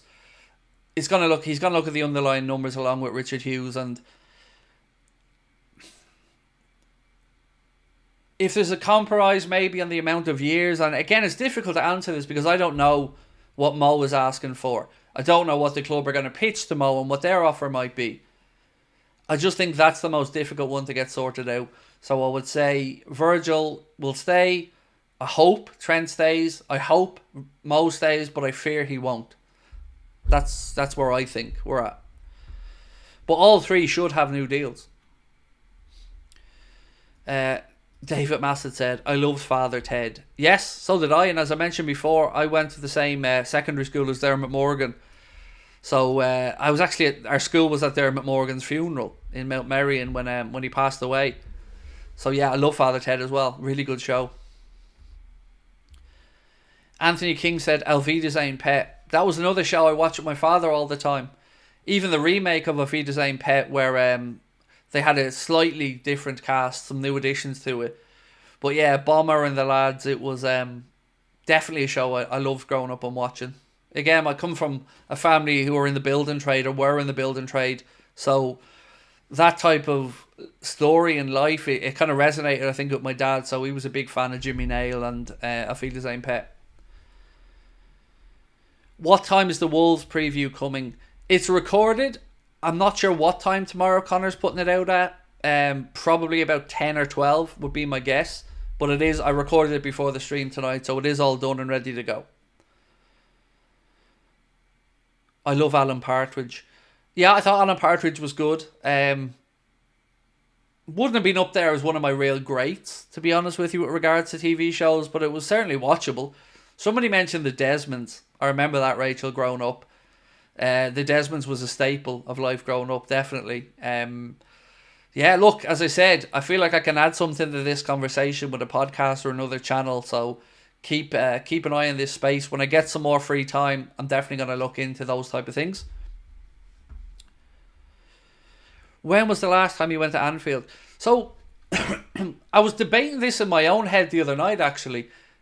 I can't remember if the last time I went to Anfield was for a game against Sevilla, or if it was a game against Middlesbrough. I think they were the same season. I can't remember which one of them was. It was 3 or 4 years ago, though. It's been a while since I've been over, which is why I'm so anxious to get over this season, and why we spent the money we did to get the ticket for the game against Lille to make sure we could go to a game. So I will be there in January. But it's been a few years since I've gotten over to a game. Man, it's been too long, quite frankly.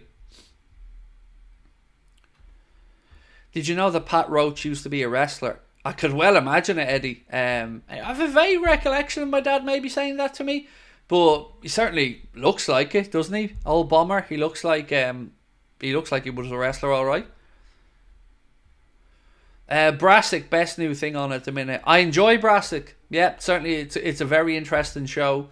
Interesting to see it move on to Netflix as well as Sky, but definitely one of the better modern shows. I agree. He wrestled giant haystacks. Nice. Look at Eddie coming in, dropping the knowledge. We love that.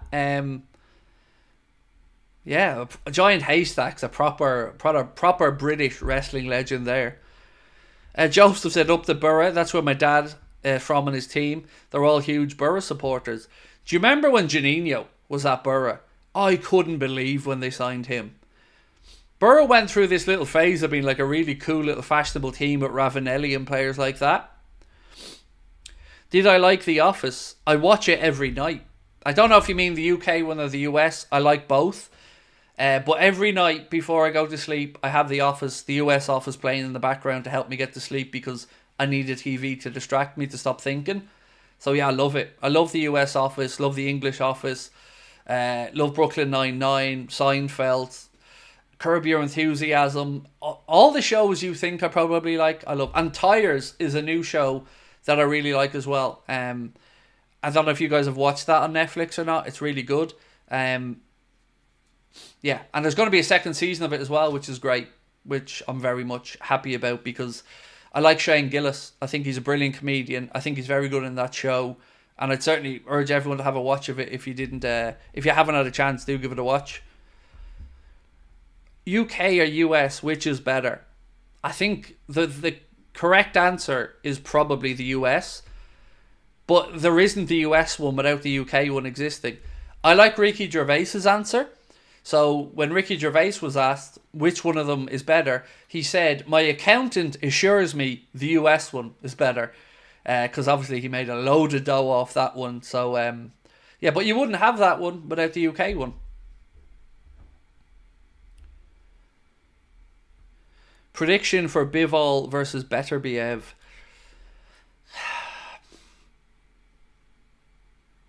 It's hard to say anything other than a Beterbiev knockout, isn't it? Because that's what the man does. Even at the age he's at now, we dismantled Callum Smith.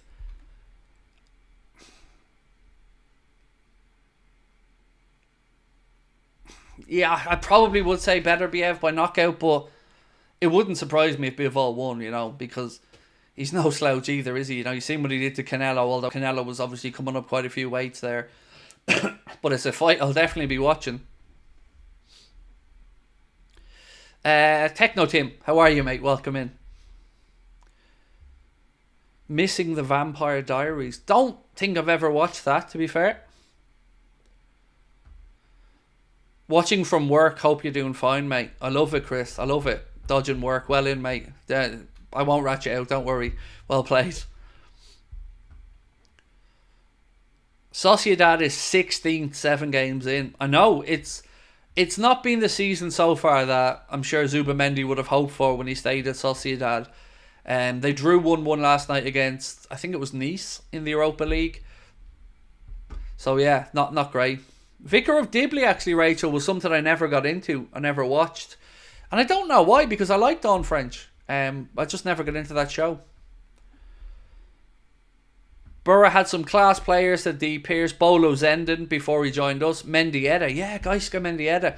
So, as an Irish person, I remember Gaisca Mendieta being the one who scored the penalty in Saipan. I think it was Saipan, certainly in Japan and South Korea World Cup that knocked us out. So yeah, I'll always remember Mendieta as the guy who scored the penalty that knocked us out of that World Cup. Alan Boksic as well, love that Borough side, late 90s, early 2000s. And Jonathan Woodgate, yes, as well. Good shout, Mark. Forgot about Jonathan Woodgate coming through Borough, yeah. Did I ever watch The Royal Family? Oh, I loved it. I love The Royal Family. I thought it was brilliant. Yeah, loved it. Loved every bit of it. I like Ralph Little as well. But yeah, great show. Open Doors. Do you mean Early Doors, Rachel? I think you mean Early Doors. Which was brilliant as well. To the Regiment. I wish I was there. Yep, that was another one I watched. With, I think, an Oasis theme tune for the intro, if I'm not mistaken.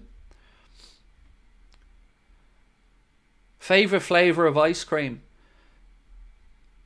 Pistachio. Pistachio, then strawberry. But yeah, I love a pistachio ice cream. Gavin and Stacey, love that one as well. Another great show. Would Kareem Adeyemi be a good signing for us? He'd been somebody that we'd been linked with when he was at Salzburg. We were linked with him roughly again over the summer. But you know what? I don't know. I haven't watched much of Dortmund, so I don't know how Kareem Adeyemi's progression is going. But right now, I don't think we need a forward. If Mo agrees a new deal and Darwin has in any way a decent season, I just think you look at the options of forwards that we have, and with Jaden Dans, Lewis Kumas and some other young players coming through as well, you know, where does he get in? I actually asked David Lynch about Rio Nyamoha as well, just to kind of see if he was thinking along the same lines as myself about his progress into the first team, and he said the same thing. Don't really be expecting to see him in the first team this season, which I think is only fair. The kid's 16, so we don't want to be rushing his progress through. We want him to make sure that when he comes into the first team, he's ready for it. So don't expect that to be this season. Matt said, would Liverpool realistically shell out that much money for Wirtz? So I don't think so, but the report earlier on from, I think it was Paisley Gates. Yeah, it was Deutsche Welle via Paisley Gates said, Liverpool are prepared to sign Florian Wirtz. Bayer Leverkusen value him between 130 and 150 million. Now, one thing I want to make really clear to everyone, just in case you don't know, is that the likes of Paisley Gates, the Echo, the Mirror, the Manchester Evening News, and a lot of other seemingly independent outlets are all owned by Reach Media, which is sometimes why you see all these outlets crediting each other for stories and ignoring lots of other people. So yeah, always look up that when you're trying to find these things out. And I think, if I'm not mistaken as well, Liverpool.com, I think, is also owned by Reach Media. So if it's not owned by Reach Media, then there's often Snack Media, which own a few channels and a few bits and pieces as well.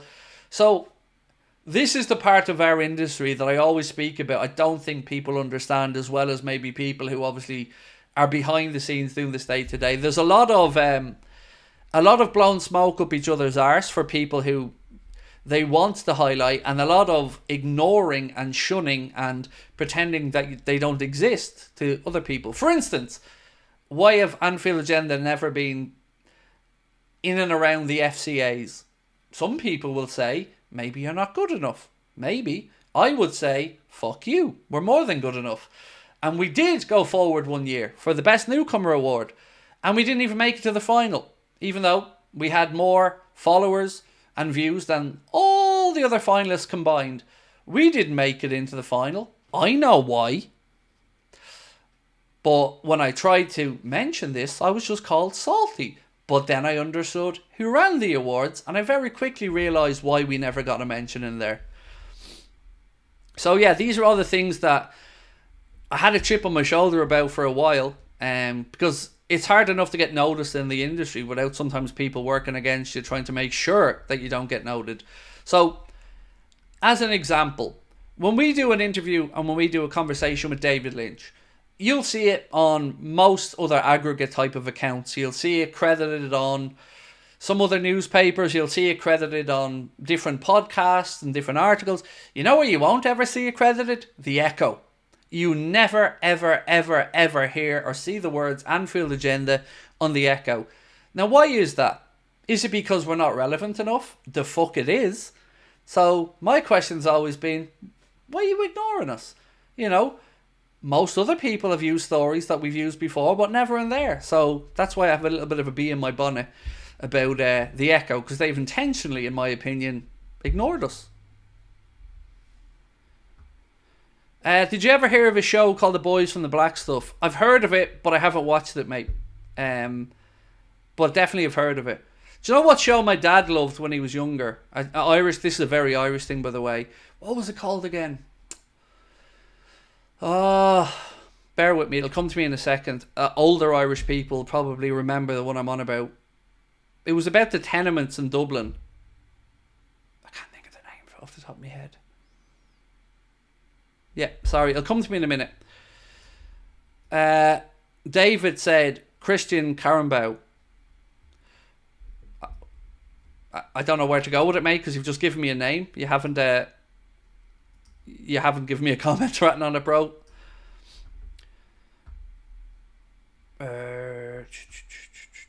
The Echo are in bed with John W. Henry.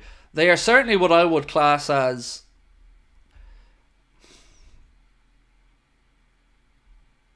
unashamedly pro the owners, is what I would say. Very, very little fair criticism of the owners on there ever from my point of view. Have I ever seen Superwog? Yes, but it was called something different. It was called Super Bro over here. The Australian show, the sketch show where the guys play all the characters. It's brilliant. I absolutely love it. Love the show. Me and my wife watched it. Loved it. Absolutely brilliant show. And another show that we watched from Australia actually was, what's it called? Oh, we only finished watching it. Fisk. Yes, Fisk was another show from Australia that we loved. Trumpet City, Derek, was the one. You said Trump City, but it was Trumpet City. That's the one, mate. Thank you, Derek. Yeah, that would have really bugged me, bro. Thank you. Yeah, Trumpet City. That was it. My dad used to tell me about that all the time, actually. And he'd watch it whenever it was on RTE or whatever. But thank you, man. That would have done my head in. The Van is brilliant, Smokey. Oh, all of Roddy Doyle's work, I think, is incredible. The whole Barrytown trilogy, and yeah, I'm a big fan of Roddy Doyle. Antonio Silva or Bastoni, Scavellini. I would take Antonio Silva, mate. I love Antonio Silva. Still has some developing to do, but I think he's a really, really good centre-back, so I would take him. Somebody said, did I ever watch Airwolf? Yes. Airwolf, I had the helicopter growing up as a child. Knight Rider, I had the little kick car. Magnum, I didn't actually watch Magnum PI. I don't know why, but I didn't actually ever watch that one. Street Hawk, don't really have much memory of watching that, sorry. A-Team, of course, I love that. Bullseye, incredible. Gotta love a bit of Jim Bone. Here's What You Could Have Won. And there was one other show. Do you know what I actually watched, which is very, very unlike me? I used to watch V. Do you remember that show? I think it used to be on Sky, if I'm not mistaken. But yeah, I somehow ended up watching V, and it is so unlike any other show I would ever watch. But I got really into it. Did you ever watch Phone Jacker and Face Jacker? Yes, I did.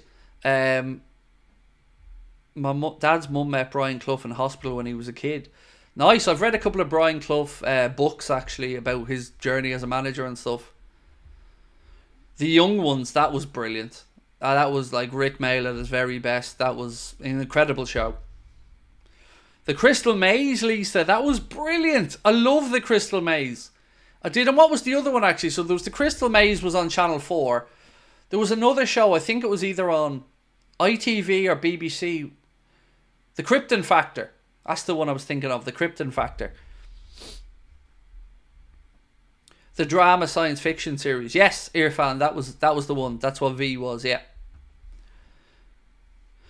Collab with Goldbridge for United Liverpool. I'll never work with him again, ever, mate. You know, I don't want to get into it, and I'm not going to open up that box of frogs again. When somebody tries to sue you and sends a solicitor's letter after you, you're not going to really want to not want to work with them. So, yeah, you'll never see me doing any content with Goldbridge again. Yeah, we'll leave it at that. But, as I said, for good reason. You might see me doing it with Adam. I might do a preview with Adam, actually, beforehand. But, yeah, it certainly won't be with himself.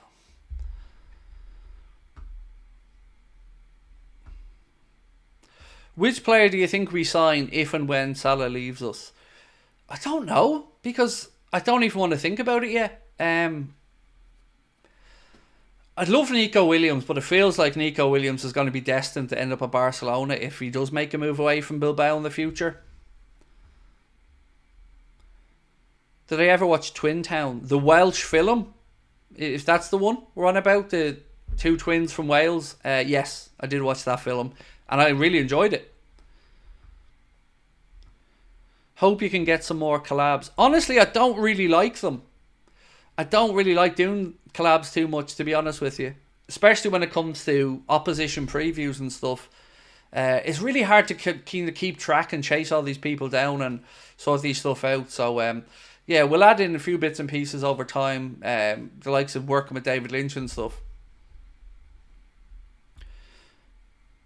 What happened at the top of the league? So, when we stopped working with Ben, or aka Drawdy, we gave Ben the channel of Top of the League. Now, the brand name Top of the League and the IP that goes along with that was Ben's. He came up with the idea for the name and the logo and stuff for Top of the League. But when we stopped working with Ben, we gave Ben the channel so he could utilise it if he wanted to in the future.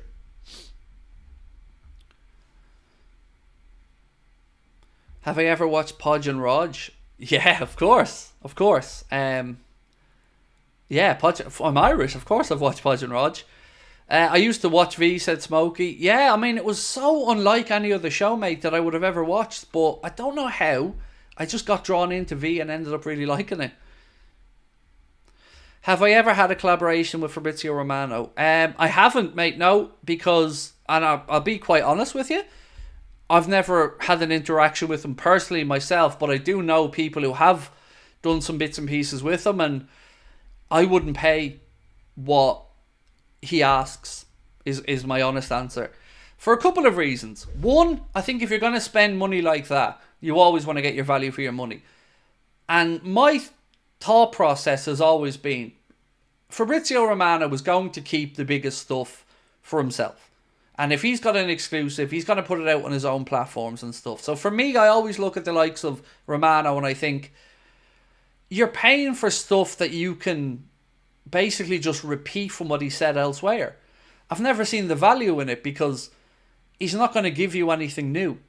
You know, he's going to keep, as I would and as anybody would, I'm not having a dig at him for this, but if I had my own outlet, which he does, I'm not going to go on to another channel and give them exclusive. I'm going to keep them for me, and then you talk about an exclusive I've already given out at that point, but I sit back and go, well, I can get all this stuff from other people, or I can see it when it comes out. I just don't see the need for it. And also, I wouldn't spend the money. And that's it, regurgitated content. And that's not a dig at him, because any of us in his position would keep our best stuff for ourselves. It's only natural, or at least for the outlet that you've done consistent work with and built relationships with over a long period of time. So I've just never seen the value in it, to be honest with you. Now, we did look into Dame Sheth and Cave Solokol and we had the opportunity to work with Dame Sheth from Sky.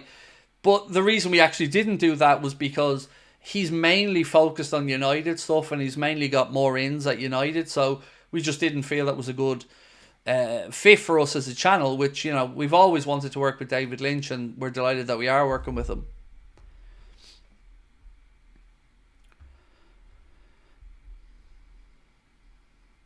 What about collaborating with the Here We Land team? He's awesome. Let me say that. I watched that young man on Sky Sports News one day, and I think he was just about to hit 1 million on TikTok. And it's just an incredible story. Really uplifting, positive young man. So yeah, the Here We Land guy is brilliant, and I wish him every success. Honestly, it's lovely. You seen him on there, and he was talking about, he was asking his mum for ages, could he have a social media account, and then eventually got one, and he proved he knew what he was doing. So well done, young man. And yeah, I definitely think he has a big career ahead of him.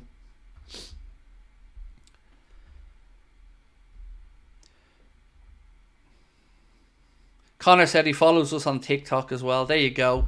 Fair play. He's brilliant. Honestly, I have nothing but respect for the young man, and I wish him every success. It's great to see. Watching from Canada, Derek, we love that. Going home next week for a few days from Navan. Same place spelled backwards and forwards. Navan. Tommy Tiernan and Hector O'Huckey going land. Imagine the poor teachers, mate, that had to try and keep Hector and Tommy in check in school. God, that must have been a difficult one for the teachers. So Bonker said, according to high-level source, Arsenal sporting director Edu held a meeting with Bayer Leverkusen officials regarding signing Florian Wirtz. Arsenal willing to pay 150 million and 70 million upfront, 70% upfront if allowed. Yeah, look, Arsenal, normally I'd say he won't go to Arsenal, but Arsenal have made some big signings in recent years. You know, they signed Declan Rice on a huge fee. I would still argue Arsenal probably need an actual centre forward ahead of Florian Wirtz, but I could see them being in the race, and legitimately in the race. How about a collab with Melissa Reddy? We've always admired Melissa's work.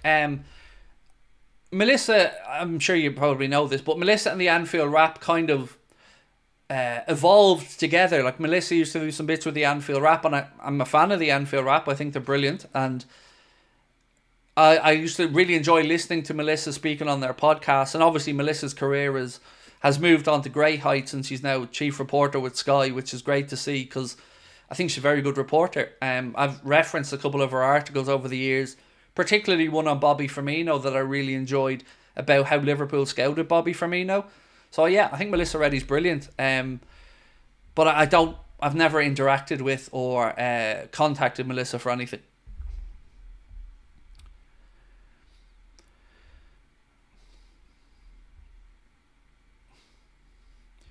What about a collab with Cop Talk? Is that Duncan guy? I've never... again, no interaction with the account, so don't know too much about the fella.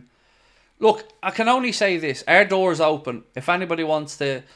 You know, for instance, somebody dropped us a message the other day asking me to go on a quiz show that he hosts on YouTube. He's just about to hit 100,000 subscribers, and he said, do you want to come on and test your football knowledge? And I said, yeah, that sounds like fun. Let's do that.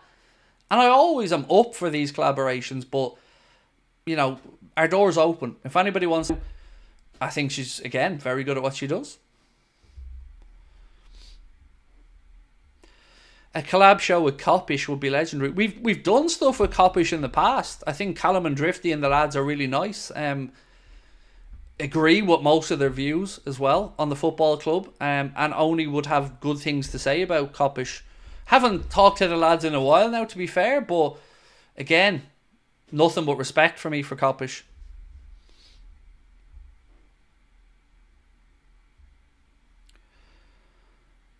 Who's the longest owned club in the Prem? Don't know. Haven't got a clue, honestly. Don't know off the top of my head. Yeah, I'm aware that the stream's lagging a bit. I do apologise. I got the little yellow bar up there now to tell me that it is lagging a little bit. So, yeah, apologies on that one. And again, I guess it is... we are at the end of the stream as well, so at least the lagging happened at the very end of it. So I do apologise from that one.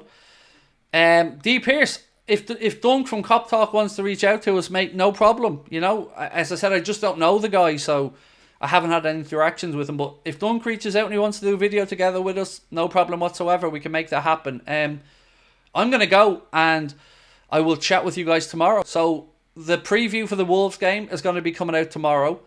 Right now, we have the episode up with David Lynch on the channel and on the podcast platforms as well.